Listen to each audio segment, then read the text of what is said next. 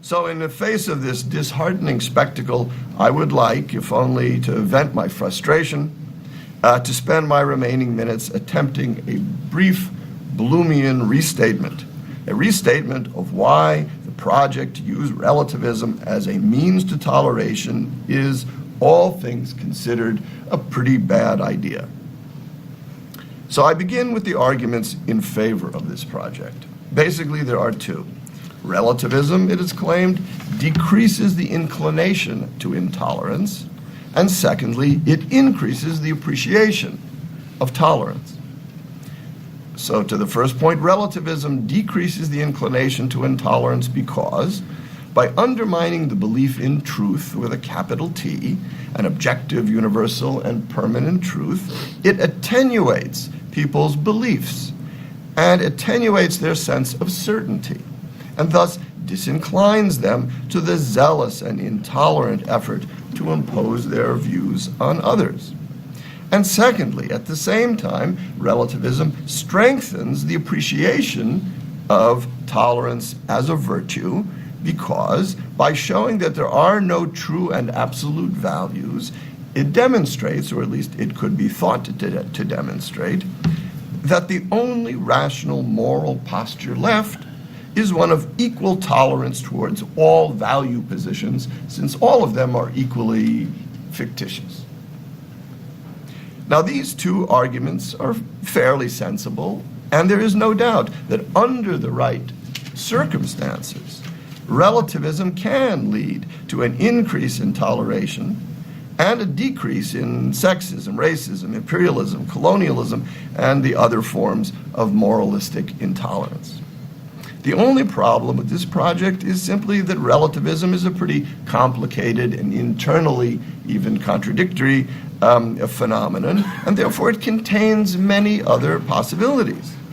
Ironically, the proponents of relativism, so proudly anti-universalistic in every other respect, become naively universalistic when they describe the moral and sociological effects of relativism.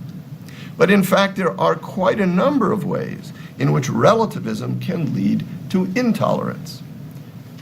Here, very quickly, is my top 5 list. Number 1. As we have seen, relativism may, at first, point to toleration as the only value that seems consistent with the realization that there are no universal values. But actually, relativism does not merely point to the value of toleration, but it produces an unparalleled intensification of it. Because toleration becomes the sole value left standing. Everything else has been undercut.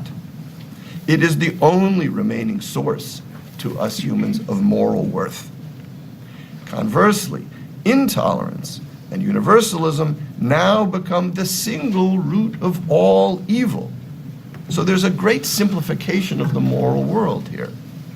Now, as the proponents of relativism themselves will especially understand, this kind of moral intensification, and especially this unification of evil into one, rolling all evil up into one single ball, that this can be dangerous.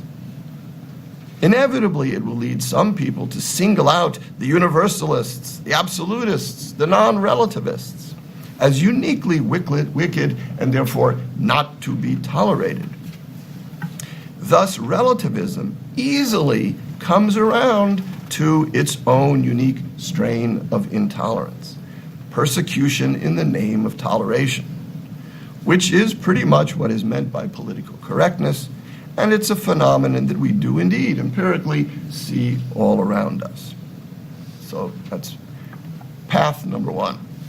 Number 2, intolerance can also sprout from relativism in an opposite way. Relativism may, at first, lead to toleration by attenuating the dogmatic confidence and zeal of people's value commitments. But eventually this attenuation effect may extend to the value of toleration itself. When that point is reached, then things reverse course. People become more open and more accepting of intolerance. Specifically, this means that they become too morally laid back to stand up to the intolerance of others, and more importantly, they become too morally laid back to overcome within themselves the crude or intolerant impulses that form for most people an essential part of feeling good about themselves. To be sure, these mellow relativists will engage less in the crusading, moralistic kind of intolerance, but they will engage more in the visceral, self-indulgent kind. Call it frat brother intolerance, or if you prefer, Jersey Shore intolerance. That is to say, a complacent, easygoing loudishness. And this, too, is something that it seems to me empirically we see on the rise all around us. Number 3, there is yet another obvious way in which relativism can undermine the commitment to toleration. The value of toleration gets both its moral basis and its psychological force from a kind of empathy. The belief that beneath our differences, we are all the same. We share a common humanity, a single nature. But of course, the idea of human nature, essentialist and universalist, is emphatically rejected by most forms of contemporary relativism, which typically holds that we are socially constructed all the way down. There are Germans, there are Chinese, there are Nigerians, but there's no such thing as humans. Todorov points to the possible consequences. Quote, "The consistent relativist writes off the unity of the human species." Now, this is an even more dangerous position than the naive ethnocentrism of certain colonialists. The absence of unity allows exclusion, which can lead to extermination. In short, relativism undercuts all good explanation for why I should tolerate strange and annoying people who violate my values. Number 4. Still another path, perhaps the profoundest, from relativism to intolerance works as follows. Relativism is anti-foundationalist. It holds that the true sources of human thought are to be found not in universal, self-evident truths available to human reason everywhere and always, but the sources of human thought rather derived from the unique traditions, practices, and conventions of one's particular cultural community. Now, if true, this implies that the deepest thinking is achieved precisely not by detaching oneself from one's community, not by adopting a neutral, objective, cosmopolitan, and thus tolerant posture towards others, but rather by cleaving as closely as possible to one's own tradition, to our shared commitments, and seeking out what is genuinely, authentically native and homegrown. In this way, relativism leads one to replace the ideal of objectivity with the ideal of authenticity. And this shift not only subverts the dignity of the tolerant posture, but it can easily lead to a heightened fear of foreign intellectual pollution and intellectual nationalism, a philosophically motivated xenophobia that has far more in common with intolerance and fascism than with tolerance and the open society. Fifth and finally, if on the relativist view, all meaning, truth, and value grow from the soil of local traditions and conventions, then one needs to ask the further question, well, then where in turn do these conventions come from, and what sustains them? And in answering this question, people today like to use the passive and neutral term socially constructed. They're socially constructed. But precisely how does that process work? Who does the constructing when something is socially constructed? It's surely not all of us. It's the hegemons. A quick glance at history suffices to show that cultures and conventions come primarily from conquests great founders, ruling elites, whether they are economically, politically, or socially dominant. At bottom, they come from force and will. It's all political.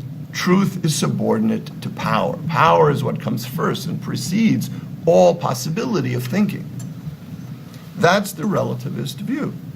A non-relativist would add that an important role in the origin of our practices and beliefs, an important role is also played by the objective truth of things, by something like a natural law, which, permanent and unmoved by human force and action, makes itself known to humans over time and shapes their beliefs and values.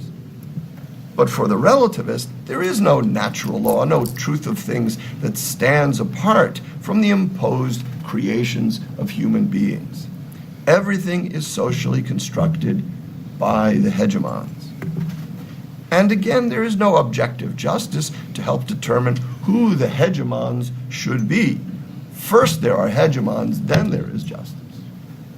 So all there is an open struggle for domination, at the end of which the victors not only write the history, but create the values and the truths.